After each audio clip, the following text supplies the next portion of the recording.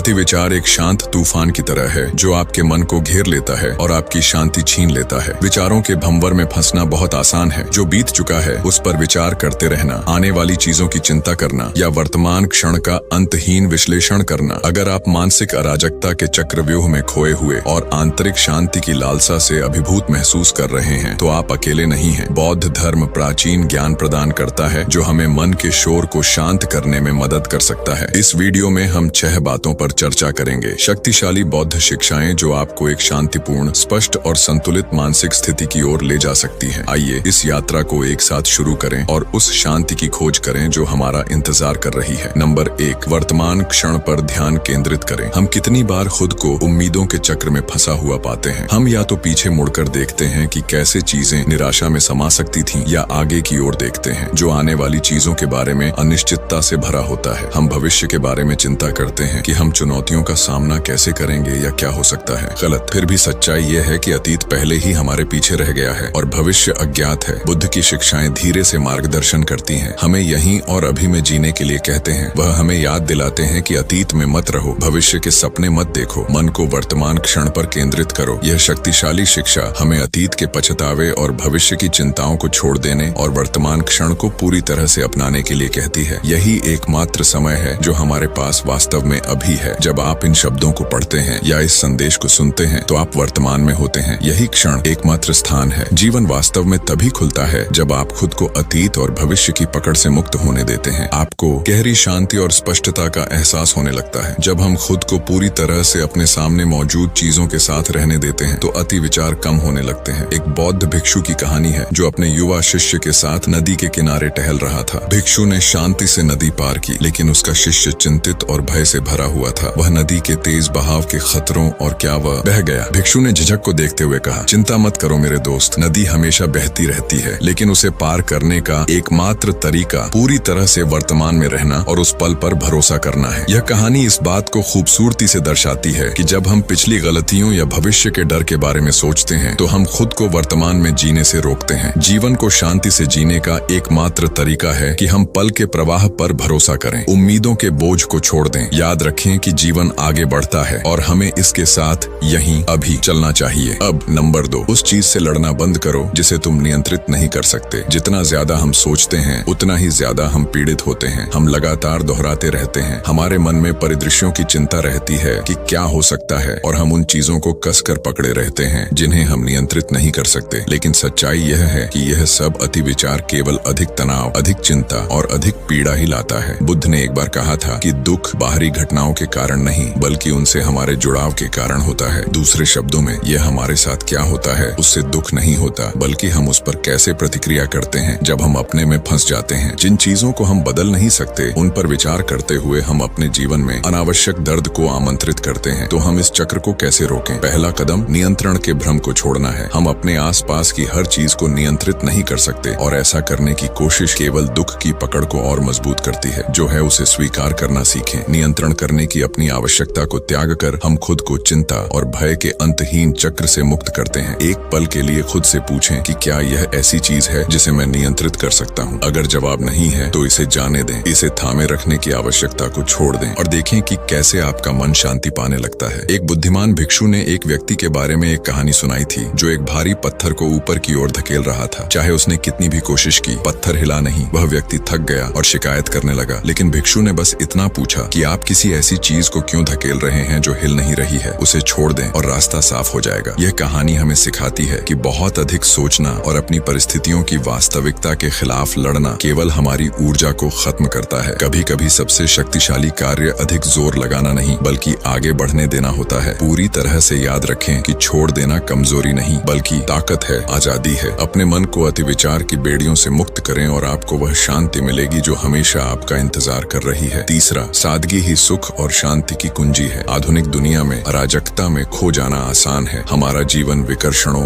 अंतहीन दायित्वों और अपेक्षाओं की निरंतर बौछार से भरा है। हम हर चीज की चिंता करते हैं, अपने काम, अपने रिश्तों, अपने रूप रंग और भविष्य के बारे में हम अभिभूत हो जाते हैं। जीवन की जटिलता से मानो हर नई चिंता हमारे कंधों पर एक और बोझ हो, हम अभिभूत हो जाते हैं। लेकिन बौद्ध धर्म हमें एक शक्तिशाली सत्य सिखाता है, सादगी ही सुख और शांति की कुंजी है। यह किसी आदर्श के पीछे भागने या कुछ और पाने की कोशिश कोशिश करने के बारे में नहीं है। यह उन चीजों को त्यागने के बारे में है जो अब हमारे काम की नहीं है और जो वास्तव में मायने रखती हैं, उनके सार की ओर लौटने के बारे में है। बुद्ध अक्सर सादगी के महत्व के बारे में बात करते थे, न केवल हमारे कार्यों में बल्कि हमारे विचारों में भी। द पद में बुद्ध एक गहन अंतर्दृष्टि साझा करते हैं। खुशी का कोई रास्ता नहीं है, खुशी ही रास्ता है। इसका मतलब है कि खुशी कोई ऐसी चीज नहीं है जिसके पीछे आपको अंतहीन रूप से भागना पड़े। अधिक भौतिक संपत्ति या बाहरी उपलब्धियों के माध्यम से खुशी हर पल की सादगी में मिलती है। उस शांति और सुकून में जो तब पैदा होता है जब हम अंतहीन चिंताओं से जीवन को जटिल बनाना बंद कर देते हैं। जब हम अपने जीवन को सरल बनाते हैं तो हम अनावश्यक तनाव और चिंता के भारी बोझ से मुक्त हो जाते हैं। हम जरूरत से ज्यादा सोचना बंद कर देते हैं और वर्तमान क्षण में लौट आते हैं, जहां हर चीज हमें जो चाहिए वह पहले से ही मौजूद है। उस आजादी की कल्पना कीजिए जो लगातार किसी और चीज के पीछे न भागने से मिलती है। हमेशा इस बात की चिंता न करें कि क्या गलत हो सकता है या चीजें कैसे बेहतर हो सकती हैं। इस आजादी में हमें शांति मिलती है। जैन भिक्षु शिबूमी नामक सिद्धांत पर चलते हैं जो सादगी की सुंदरता और लालित्य को दर्शाता है। ये समझ है कि जीवन के सबसे गहन सत्य अक्सर सबसे सरल क्षणों में छिपे होते हैं। एक जैन गुरु ने एक बार कहा था कि जीवन जितना सरल होगा, अर्थ उतना ही गहरा होगा। ये सरल दर्शन गहराई से समाया हुआ है। जैन जीवन शैली में मानसिक अव्यवस्था को कम करके, विकर्षणों को दूर करके और जो वास्तव में मायने रखता है उस पर ध्यान केंद्रित करके हम एक गहरे और अधिक सार्थक अस्तित्व का अनुभव कर सकते हैं। जब आप शोर और विकर्षणों को दूर कर देते हैं तो आप खुद को स्पष्टता की दुनिया के लिए खोल देते हैं। आप पाते हैं कि जीवन को इतना जटिल बनाने की आवश्यकता नहीं है। हर क्रिया, हर सांस, हर पल अधिक सार्थक हो जाता है जब आप अपने मन को अनावश्यक विचारों और चिंताओं से भरना बंद कर देते हैं। इस बारे में सोचें कि आपके जीवन में कितनी मानसिक अव्यवस्था वास्तव में है। जरूरी है कि आप जो तनाव महसूस करते हैं उसका कितना हिस्सा खुद ही पैदा होता है। अपने नियंत्रण से बाहर की चीजों पर ध्यान केंद्रित करने से हम अतीत की चिंता करके या भविष्य से डरकर जटिलताएं पैदा करते हैं। लेकिन सच्चाई यह है कि न तो अतीत और न ही भविष्य इस पल में मौजूद है। वर्तमान में आपके पास सादगी चुनने की आजादी है ताकि आप अपने अतिरिक्त मानसिक बोझ को छोड़ सकें और केवल उसी पर ध्यान केंद्रित कर सकें जो आपको सचमुच शांति देता है। अपने जीवन को सरल बनाकर आप हल्का, ज्यादा स्थिर और आसपास की दुनिया से ज्यादा जुड़ाव महसूस करने लगते हैं। आपको एहसास होता है कि खुशी किसी जटिल योजना या निरंतर प्रयास की जरूरत नहीं है। यह रोजमर्रा के छोटे छोटे पलों में मिलती है। एक शांत सुबह, एक साधारण बातचीत, आपके चेहरे पर सूरज की गर्मी, पेड़ों में हवा की आवाज। ये पल जब पूरी तरह से गले लग जाते हैं तो किसी भी भौतिक चीज से ज्यादा संतुष्टिदायक होते हैं। सादगी की शांति में खोज करते हुए आप अपने सच्चे स्व की फुसफुसाहट सुन सकते हैं। जब आप अनावश्यक चिंताओं और विकर्षणों से जीवन को जटिल बनाना बंद कर देते हैं तो आप अपने दिल और दिमाग के लिए जगह बनाते हैं। संरेखित करें, यही सच्ची आजादी ज्यादा पाने में नहीं बल्कि कम जरूरतों में निहित है। ये जीवन की सभी चुनौतियों को खत्म करने के बारे में नहीं बल्कि बदलाव के बारे में है। आप उनसे कैसे जुड़ते हैं। इसलिए जैसे जैसे आप अपना दिन गुजारते हैं खुद से पूछें कि मैं क्या सरल कर सकता हूँ, मैं कौन से अनावश्यक बोझ ढो रहा हूँ, मैं और अधिक शांति पाने के लिए क्या छोड़ सकता हूँ। ऐसा करने से आप पाएंगे कि जीवन स्पष्ट, अधिक शांतिपूर्ण और असीम रूप से अधिक सार्थक हो जाता है। चौथा, आपके विचार आते जाते रहते हैं और वे आपको परिभाषित नहीं करते। हमने कितनी बार महसूस किया है अपने विचारों से पूरी तरह अभिभूत, मानो वे हमें भ्रम और संदेह के सागर में डुबो रहे हों। हम सभी इस एहसास को जानते हैं। हमारा मन एक तूफानी आकाश की तरह अस्त व्यस्त हो जाता है जो काले घूमते बादलों से भरा होता है जो कभी खत्म ही नहीं होते। हर विचार, चाहे वह अतीत का हो, वर्तमान का हो या भविष्य का, अराजकता को इतना बढ़ा देता है कि हम खुद को मुश्किल से सुन पाते हैं। ऐसा लगता है जैसे हम एक मानसिक कोहरे में फंस गए हैं जिससे बाहर नहीं निकल पा रहे हैं। लेकिन बुद्ध हमें इस मानसिक तूफान से निपटने का एक गहरा तरीका बताते हैं। वे हमें अपने विचारों को देखना सिखाते हैं। आकाश में बादलों की तरह अस्थायी, क्षणभंगुर और निरंतर बदलते हुए, पलक झपकते ही गुजर जाने वाले बादलों की तरह हमारे विचार आते जाते रहते हैं और वे हमें परिभाषित नहीं करते। बुद्ध का ज्ञान हमें याद दिलाता है कि हम अपने नहीं हैं। विचार हम जागरूकता हैं, उनका अवलोकन करते हैं। उन्होंने एक बार कहा था कि हम अपने विचारों से दुनिया बनाते हैं। यह एक शक्तिशाली अनुस्मारक है कि जिस तरह से हम अपने विचारों को समझते हैं और उनसे जुड़ते हैं वह हमारी वास्तविकता को आकार देता है। चुनौती यह है कि हम खुद को उठने वाले हर विचार से न जोड़ें। हमें उनके साथ अपनी पहचान बनाने की जरूरत नहीं है या उन्हें अपने मन पर नियंत्रण करने दें। ठीक वैसे ही जैसे हमारे ऊपर बादल छाए रहते हैं, विचार हमारे मन के विशाल आकाश में अस्थायी आगंतुक हैं। वे प्रकट तो हो सकते हैं लेकिन हमेशा के लिए नहीं रहते। जब हम अपने विचारों से चिपकना छोड़ देते हैं तो हम खुद को उनकी पकड़ से मुक्त करना शुरू कर देते हैं। कल्पना कीजिए कि आप एक शांत नदी के किनारे बैठे हैं और पानी को अपने पास से सहजता सहजता से बहते हुए देख रहे हैं। आप सड़क पर पत्तों को बहते हुए देखते हैं। सपने में आप धारा के साथ धीरे धीरे बहते हुए देखते हैं। क्या आप हर पत्ते को पकड़ने के लिए हाथ बढ़ाते हैं, उसे नियंत्रित करने की कोशिश करते हैं? नहीं, आप उन्हें तैरने देते हैं, या जानते हुए कि और पत्ते आएंगे और नदी बिना रुके और बिना रुके बहती रहेगी। इसी तरह हम अपने विचारों को बिना उनसे चिपके आने और जाने देना सीख सकते हैं। जब कोई विचार उठता है, चाहे वह चिंता हो, पश्चातावा हो या कोई क्षण भंगुर विचार हो, हम उसे आसानी से स्वीकार कर सकते हैं और फिर उसे बिना पकड़े हुए उसे गुजर जाने दे सकते हैं। जितना अधिक हम इसका अभ्यास करेंगे, उतना ही यह आसान हो जाएगा। अपने विचारों को मुक्त करें और समय के साथ हम पाएंगे कि अति विचार का तूफान स्वाभाविक रूप से शांत होने लगता है। बुद्ध की शिक्षाएं हमें आमंत्रित करती हैं, अपने विचारों के प्रति अपना नजरिया बदलें। उन्होंने कहा कि हमारा जीवन हमारे मन द्वारा आकार लेता है, क्योंकि हम वही बन जाते हैं जो हम सोचते हैं। ये गहन कथन हमें याद दिलाता है कि हमारे विचारों की गुणवत्ता सीधे हमारे जीवन की गुणवत्ता को प्रभावित करती है। जब हम नकारात्मक, बेचैन या अतिस्क्रिय विचारों को उनसे चिपके बिना उन्हें गुजरने देते हैं, तो हम विचारों से अपने लगाव को छोड़कर स्पष्टता और शांति के लिए जगह बनाते हैं। हम उन्हें दबाने या दूर धकेलने की कोशिश नहीं कर रहे हैं, हम बस उन्हें नदी के किनारे पत्तों की तरह बहने दे रहे हैं, यह जानते हुए कि वे गुजर जाएंगे। मानसिकता में इस बदलाव के साथ हम अधिक आंतरिक शांति, कम मानसिक अव्यवस्था और अधिक स्वतंत्रता का अनुभव करने लगते हैं। ठीक उसी तरह जैसे आकाश में बादल दिखाई देते हैं और फिर गायब हो जाते हैं, हमारे विचार उठते और फीके पड़ते रहेंगे, लेकिन जब हम उन्हें नियंत्रित करना या उन्हें अर्थ देना बंद कर देते हैं, तो हम खुद को शांतिपूर्ण उपस्थिति की स्थिति में पाते हैं, अति विचार के बोझ से मुक्त। जैसे जैसे आप अपना दिन बिताते हैं, याद रखें कि आपके विचार गुजरते बादलों की तरह हैं। वे स्थायी नहीं हैं। वे यह परिभाषित नहीं करते कि आप कौन हैं। उन्हें आने दें, उन्हें जाने दें, और ऐसा करने से आप जीवन का अनुभव अधिक स्पष्टता, शांति और सहजता के साथ करने लगेंगे। 5वां, माइंडफुलनेस का अभ्यास करें और खुद को स्थिर करें। हर दिन तेजी से भागती दुनिया में हमारा मन अक्सर ऐसा महसूस कर सकता है जैसे वह विचारों, चिंताओं और विकर्षणों से अभिभूत होकर दौड़ रहा हो। मन एक विचार से दूसरे विचार पर कूदता रहता है, जिससे अति विचार और तनाव का एक अंतहीन चक्र बन जाता है। लेकिन एक सरल लेकिन गहन अभ्यास है जो हमें इस चक्र को तोड़ने और शांति पाने में मदद कर सकता है। शांति, माइंडफुलनेस। माइंडफुलनेस बिना किसी निर्णय के वर्तमान में पूरी तरह से उपस्थित रहने, उस पर ध्यान देने की कला है। यह हमारे विचारों, भावनाओं और शारीरिक संवेदनाओं का अवलोकन करने के बारे में है, बिना उनसे बहे। यह मन को